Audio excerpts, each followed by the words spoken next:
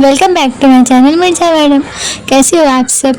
तो आज हम सॉल्व करेंगे class 10th 1.4 B smart English workshop.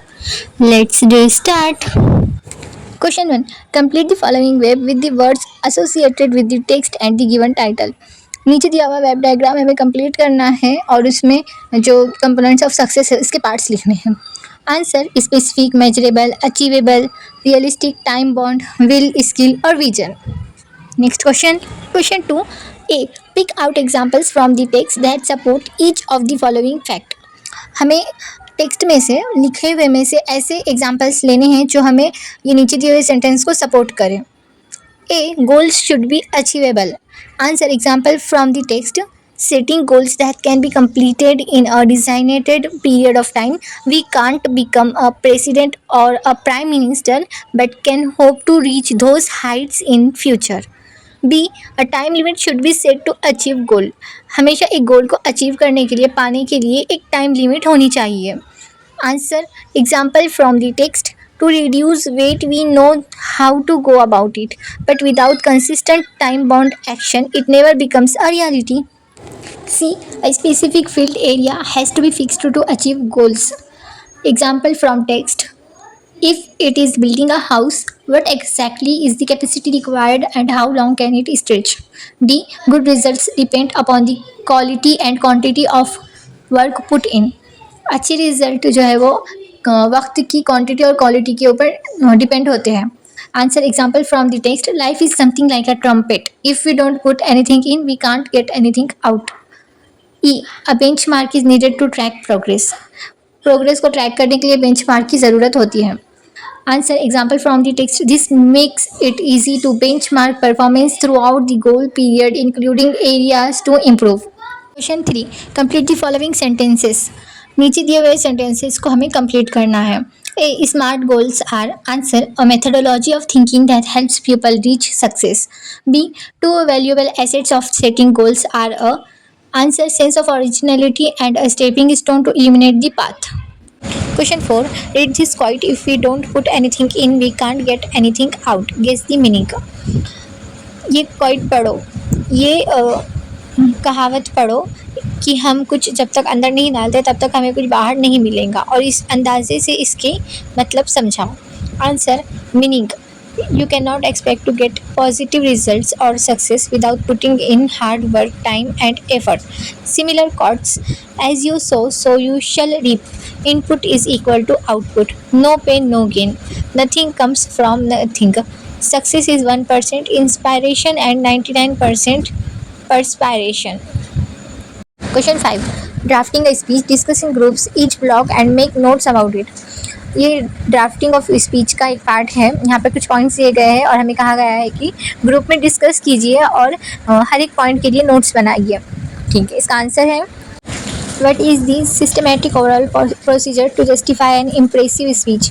Answer, start with a warm introduction, transition into the main body to discuss key points and end with a memorable conclusion और call to action. Second, what should be the size length of the speech? Answer, it should be about 150 to 200 words, lasting around 2 to 3 minutes when spoken. 3, how to start? Answer, greet the audience and the dignitaries respectfully and open with a relevant quote or a thought-provoking question. Fourth, what to write? Answer, write about the core topic, share relevant examples, explain the importance of the subject and offer practical solutions. 5, how to bring quality in my speech? Answer, use simple and clear vocabulary, practice correct pronunciation, maintain proper eye contact and use natural hand gestures. Question 6, speech development. हम ये question solve नहीं करेंगे क्योंकि ये कोई question नहीं है, ये सिर्फ एक फॉर्मेट बताया गया है जिसमें स्पीच डेवलपमेंट कंप्लीट बताई गई है। Question 7, dos and don'ts for delivering a speech at some more points. यहाँ पर हमें एक स्पीच देते वक्त क्या करना है और कौन सी गलतियाँ नहीं करनी हैं ये बताना है। कुछ पॉइंट्स दिए हुए हैं और कुछ पॉइंट्स हमें ऐड करने हैं। जैसे कि पॉइंट दिया हुआ है, टॉक स्लोली, एम्फेसाइज कीवर्ड्स, और डोंट्स में दिया हुआ है, don't mumble, don't look up down. तो आंसर देखेंगे, talk slowly, don't mumble, emphasise keywords, don't look up down, maintain eye contact with the audience, Don't rush or speak too fast. Stand straight with good posture. Don't fidget or move nervously.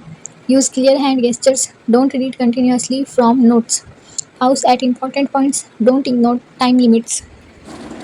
Question 8. You are going to participate in an international allocation competition.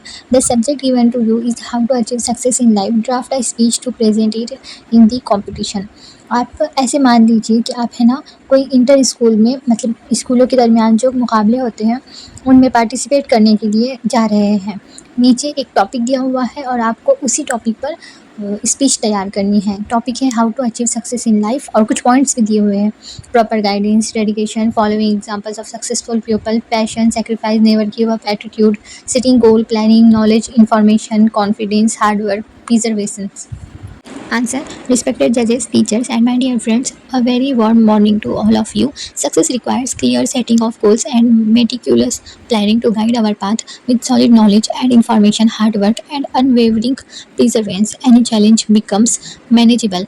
Having proper guidance from mentors and following examples of successful people gives us direction. Moreover, passion, deep dedication, and the willingness to make sacrifices keep us focused. Above all, maintain confidence and a never give up attitude. Thank you all for your valuable time and attention. Question 9. Project work. Your goal this year is to successfully pass out from secondary school. So let us be smart and note down the following. Specific area, subjects and numbers of units lessons. यहाँ पर हमें कुछ गोल दिए जा रहे हैं कि आप अभी इस साल क्या 10th में हैं तो आपको यहाँ पर है ना बहुत अच्छे मार्क्स से पास होना है तो आपको कोई स्मार्ट गोल कंटेन करना पड़ेगा। तो यहाँ पर first of all specific area के बारे में पता चल रहा है। सब्जेक्ट्स में कितने मार्क्स या फिर यूनिट लेसन में कितने मार्क्स चाहिए ये हमें कवर करनी है।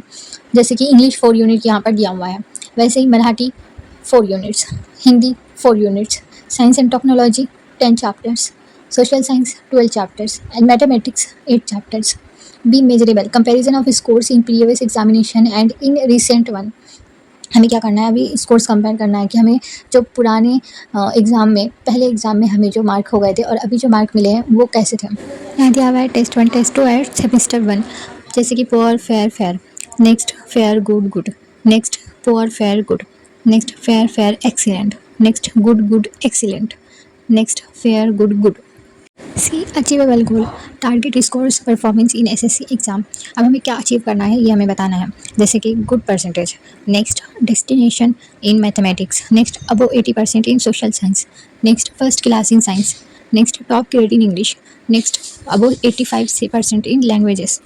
Question T, realistic approach, plan of action that matches with your expertise resources. मतलब कि हमें यहाँ क्या करना है, अब हम जो काम करेंगे हमारे सक्सेस को पाने के लिए वो यहाँ हमें यहाँ पर नोट डाउन करना है। For example, make a study time table and follow it regularly. वैसे ही focus on weak subjects, next solve previous test papers, next take short study breaks, next clarify doubts with teachers. Next question, time bound action, days required for revision. हमें कितने दिन लगेंगे revision के लिए। Subject है English तो हमें 5 दिन लगेंगे, मैथ के लिए 8 दिन लगेंगे, साइंस के लिए 7 डेज़ लगेंगे, सोशल साइंस के लिए 6 डेज़ लगेंगे, हिंदी के लिए 4 डेज़ और मराठी के लिए 4 डेज़ लगेंगे। Thanks for watching. उम्मीद करती हूँ स्टूडेंट्स की वीडियो आपको हेल्पफुल लगा होगा। अगर वीडियो अच्छा लगा हो तो वीडियो को लाइक कीजिए और कमेंट सेक्शन में बताइए कि आपने इस एक्सरसाइज को सॉल्व करके क्या सीखा। और अगर वीडियो अच्छा लगा हो तो लाइक कर दीजिए, अपने दोस्तों के साथ शेयर कर दीजिए। मनसा मैडम को सब्सक्राइब करना बिल्कुल मत भूलिए। मिलते हैं नेक्स्ट वीडियो में, तब तक के लिए बाय बाय।